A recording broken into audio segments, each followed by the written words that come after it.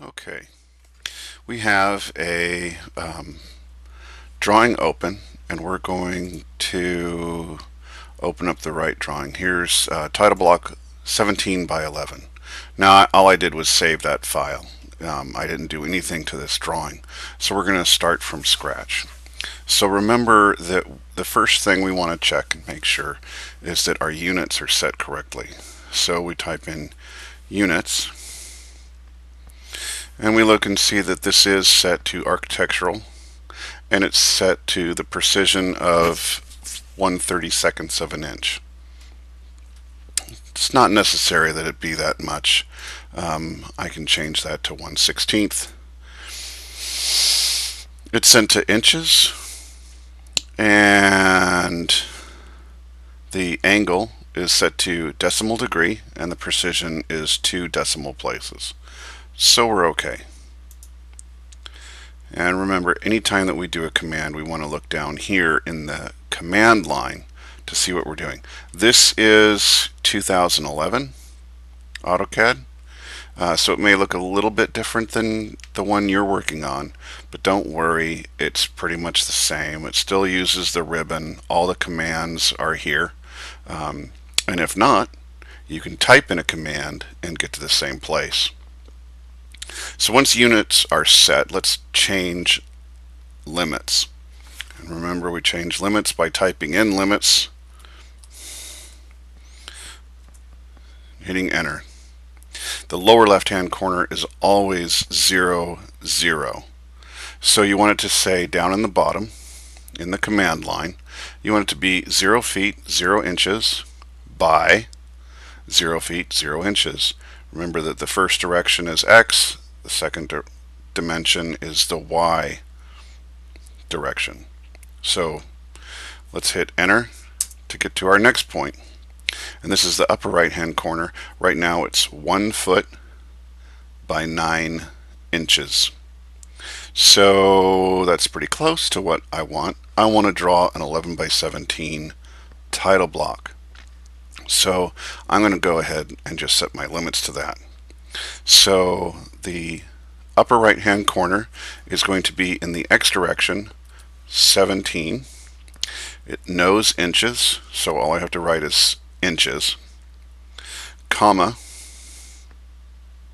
11, and then hit enter.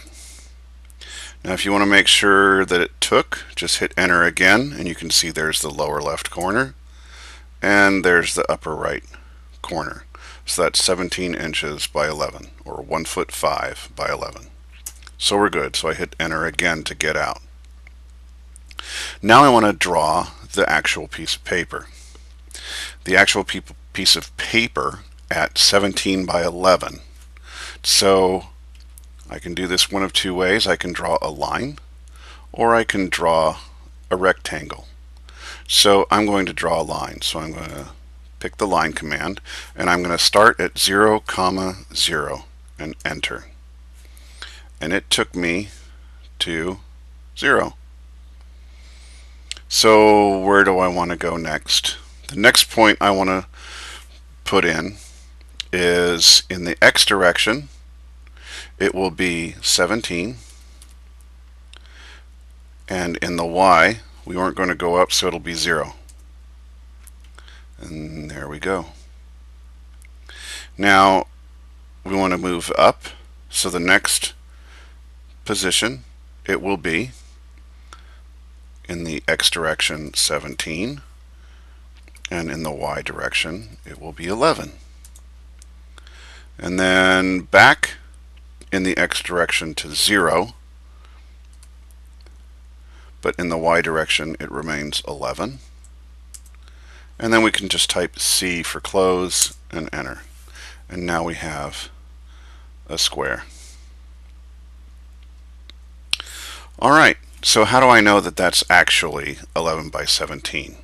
Well, I can pick this line and look at its properties and look over here, and the length is 1 foot 5, and the start in the Y direction is 11. It starts in 11 and ends in the Y at 11, So it starts here in the Y that is 11 and then moves over.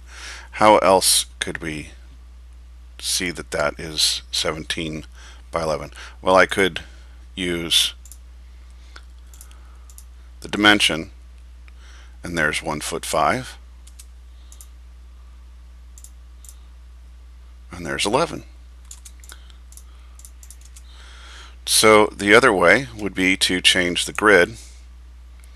Go to settings.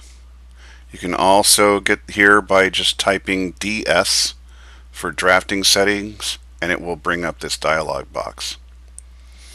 So let's change the grid, and let's not use an adaptive grid. Let's not display the grid beyond its limits. And let's set the grid to show, we'll let it show every ½ inch. We'll change this to every 6 and say OK. And there we go. So now we have this grid, and it only shows up in the limits because we set our limits to 17 by 11. So now that we have the outside piece of paper, we need to create a border of our title block. And the border is that area that we're going to see when it plots. When we run this through the printer, we won't see the edge of the paper. We'll see the border that we're going to create. So we're going to offset that, and I'm going to offset it 1/4 inch. So the offset dimension, if you look here at the command line, specify offset distance through, and I'm going to say that that's 1/4 inch. Hit enter, and now I'm just going to pick these and bring them into the inside. And if you didn't catch that, don't worry, I'm going to do it again. So now I'm going to use the fillet command. So I'm going to use the fillet command with a radius of 0, and I'm going to fillet. So that was 1. Hit enter to get back into the fillet command. Pick one line, pick the second line, and it does it. Okay, I can also use the trim command. If I type TR, enter for trim, then I can select all trimming edges by hitting enter again, and I can just trim all these out. And there I have that. So now I have some space that I need to put my name, my organization, what kind of a drawing this is, the date, page number, all of those things. So I'm going to give myself 2 inches over here on this side. So I'm going to copy, so CO, enter, pick the object I'm copying, select it. Remember, you pick objects and then you select the selection set. Pick a first point of displacement. So I'm going to pick here, and then I'm going to just drag it over. 2, enter, and there I go. So everything in here will be information about the drawing, and then this will be my drawing space. So what do I want to put here? So I'm going to give myself an area right here for the page number. So I'm going to copy this line up, and I'll copy it up 1 inch. So I type in 1, enter, and then I'm going to trim from here and trim that out, and there you go. So now I'm going to give myself a couple of spaces at about 1/4 inch each, and those are going to be for what I would call revisions. So I'm going to use the offset command, and the offset distance is already set at 1/4, so I just pick enter, and then I just come up here